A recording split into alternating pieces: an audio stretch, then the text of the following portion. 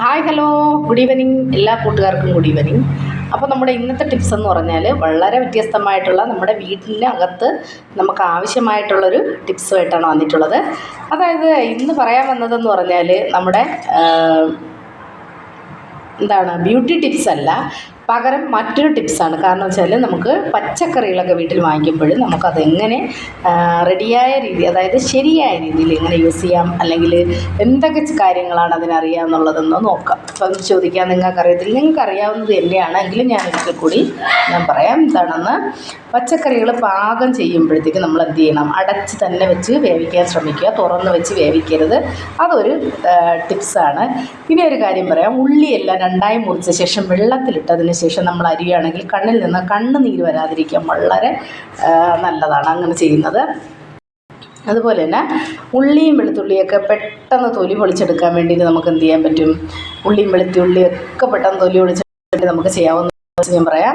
എന്താണെന്ന് പറഞ്ഞാൽ, കുറച്ച് ചൂട് വെള്ളത്തിലിട്ട ശേഷം നിങ്ങളൊന്ന് തൊലിച്ച് നോക്കിയാൽ പെട്ടെന്ന് ഞാൻ എന്ത് ചെയ്യാം, പൊളിഞ്ഞ് വരും. തൊലിഞ്ഞല്ലെങ്കിൽ പൊളിഞ്ഞ് നമുക്ക് തക്കാളി വേണ്ടി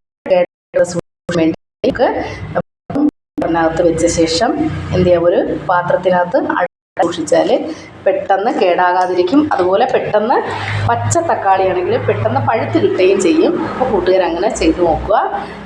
ഇനി നമ്മുടെ ക്യാരറ്റിന് ഫ്രഷ്നെസ് കിട്ടാൻ വേണ്ടി നമ്മൾ ക്യാരറ്റിൻ്റെ മുകൾ ഭാഗം ഒന്ന് എന്ത് ചെയ്യണം, കട്ട് ചെയ്ത ശേഷം ഒന്ന് ഒരു കവറിനകത്താക്കി നമ്മുടെ ജലാംശം നഷ്ടപ്പെടാതിരിക്കാൻ വേണ്ടി അതിനെ കവറിനകത്താക്കി ഫ്രിഡ്ജിൽ സൂക്ഷിച്ച് വെക്കുക. വളരെ നല്ല പുതുമയോടുകൂടി അപ്പോഴും വാങ്ങിയതുപോലെ പുതുതായിട്ട് കിട്ടിയതുപോലെ ഇരിക്കും. നല്ല പുതുമ നഷ്ടപ്പെടാതെ നമുക്ക് ക്യാരറ്റ് യൂസ് ചെയ്യാം. ഇനി തിളച്ച വെള്ളത്തിൽ കുറച്ച് നേരം മുക്കിയ ശേഷം തണുത്ത വെള്ളത്തിലിട്ട് പൊളിച്ചാൽ ക്യാരറ്റിൻ്റെ തൊലി പെട്ടെന്ന് കളയാൻ പറ്റും. അതായത് നമ്മളിപ്പോൾ ക്യാരറ്റ് യൂസ് ചെയ്യുന്ന സമയത്ത് ഇങ്ങനെ ചെയ്ത് കഴിഞ്ഞാൽ പെട്ടെന്ന് നമുക്കതിൻ്റെ തൊലി ചുരണ്ടുന്ന പാടുമില്ല, ഒന്നുമില്ല. പെട്ടെന്ന് തന്നെ അതിൻ്റെ തൊലി നമുക്ക് ഇളക്കി കളയാൻ പറ്റും. അതുപോലെ നമ്മൾ പച്ചക്കറികളൊക്കെ പാകം ചെയ്യുമ്പോഴത്തേക്ക് അല്പം ബേക്കിംഗ് സോഡ യൂസ് ചെയ്ത് കഴിഞ്ഞാൽ നമുക്ക് പാചകം ചെയ്യുന്ന ആഹാരത്തിൽ നിറം നഷ്ടപ്പെടാതിരിക്കാനായിട്ട് സഹായിക്കും.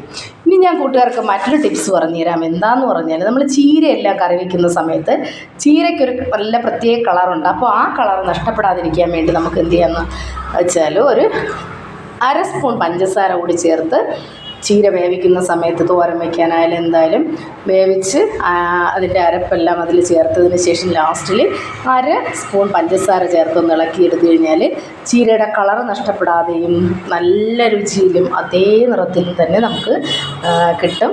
അപ്പോൾ അതൊക്കെ ആ കളർ കാണുമ്പോൾ തന്നെ കുട്ടികളൊക്കെ പെട്ടെന്ന് തന്നെ ചീര കഴിക്കാത്തവർക്ക് തന്നെ അത് ഒന്ന് കഴിച്ചു നോക്കാനായിട്ട് തോന്നും. അപ്പം കൂട്ടുകാരെന്ത് ചെയ്യണം, ഈ ടിപ്സൊക്കെ കേട്ട ശേഷം ഇഷ്ടപ്പെട്ടെങ്കിൽ ലൈക്കും കമൻറ്റും ഷെയറും സബ്സ്ക്രൈബും ഒക്കെ ചെയ്യുക.